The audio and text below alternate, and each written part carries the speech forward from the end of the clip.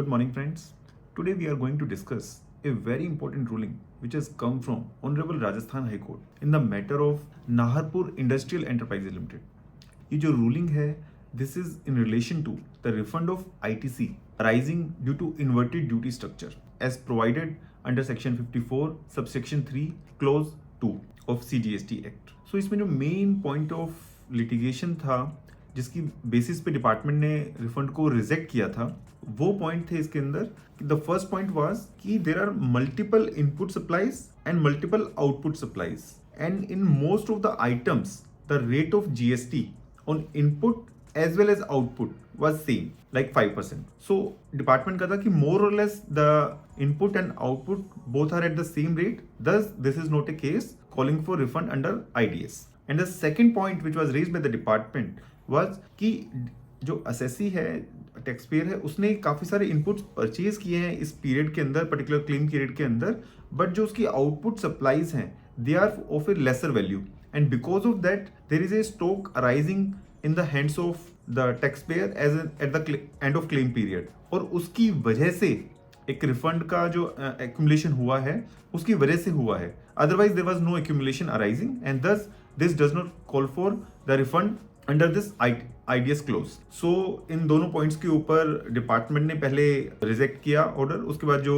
Additional commissioner appeal से उन्होंने भी उस ऑर्डर को अपहेल्ड किया, डिपार्टमेंट के ऑर्डर को, और फिर क्योंकि जो जीएसटी ट्रिब्यूनल है दैट वाज नॉट कॉन्स्टिट्यूटेड, इसके लिए जो टैक्स पेयर था उसने रिट एप्लीकेशन के थ्रू हाई कोर्ट को अप्रोच किया। तो पहले हम इसके फैक्ट्स को जान लेते हैं कि इसमें क्या क्या फैक्ट्स थे।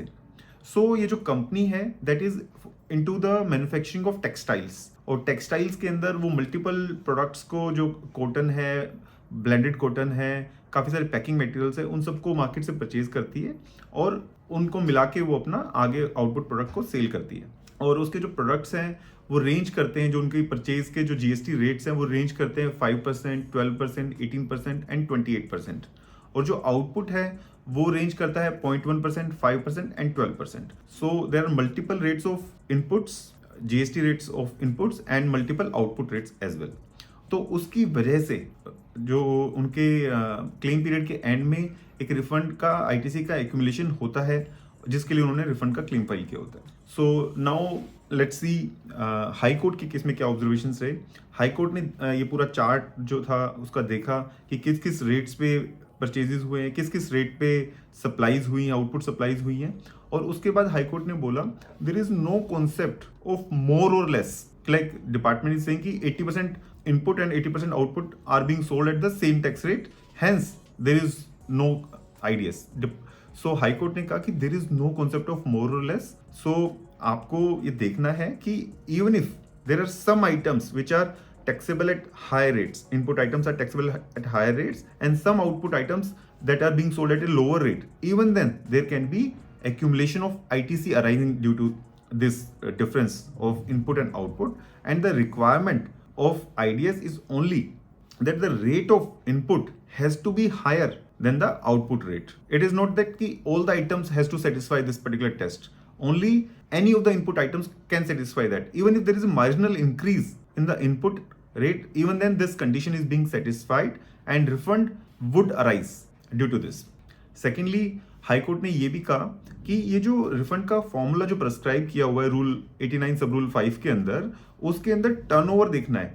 वो ये कहते हैं कि ये आपका इनपुट का आईटीसी अराइज हुआ है और ये आपका टर्नओवर है, तो उसके बेस पे आपने रिफंड का अमाउंट क्वांटिफाई करना है। There is no concept of unsold stock. आपने जो भी परचेज किया वो ये मान लिया जाता है कि इस क्लेम पीरियड के अंदर ही उसकी सेल हो गई है, क्योंकि ये ऐसा नहीं है कि आपको मैच करना है कि ये 10 आइटम मैंने परचेज किया, उसमें से 5 सेल हुआ तो 5 का ही रिफंड मिलेगा, 5 का रिफंड नहीं मिलेगा जो मेरा अनसोल्ड है। ऐसा कहीं फॉर्मूला में प्रेस्क्राइब नहीं है कहीं पर भी। तो हाईकोर्ट ने कहा कि ये कॉन्सेप्ट जो है this can't be applied for quantifying the refund. Refund formula has been prescribed under rule 89 sub rule 5, और उसके अकॉर्डिंगली जो अमाउंट डिटरमाइन होगा that has to be refunded. So accordingly high court ने ये जो ऑर्डर्स है उनको सेट असाइड किया with the direction to the department to consider this refund claim as per these observations and accordingly process the refund claims. So this is a very welcome order because जो department है while processing the refund वो multiple इस type की चीज़ें करता है कि item to item match कर दो, but there is no concept of matching item to item. आपको अपनी एक एक आइटम नहीं मैच करनी है कि मैंने ये चीज़ 10% में परचेज की, ये चीज़ मैंने कितने % पे सेल की. आपको उस पीरियड में आपका टोटलिटी में देखना है कि मेरा क्या इनपुट हुआ, क्या मेरे इनपुट्स हायर रेट पे हैं और मेरा जो आउटपुट है वो लोअर रेट पे है. सो अगर वो है, मान लो कुछ भी आइटम्स का है, even if marginal higher rate पे है, तो भी आपका आईटीसी एक्यूमुलेट हो सकता है और उसका जो रिफंड है आईडीएस में you can very well claim it. So I hope you found this video useful and stay tuned for more updates. Thank you very much.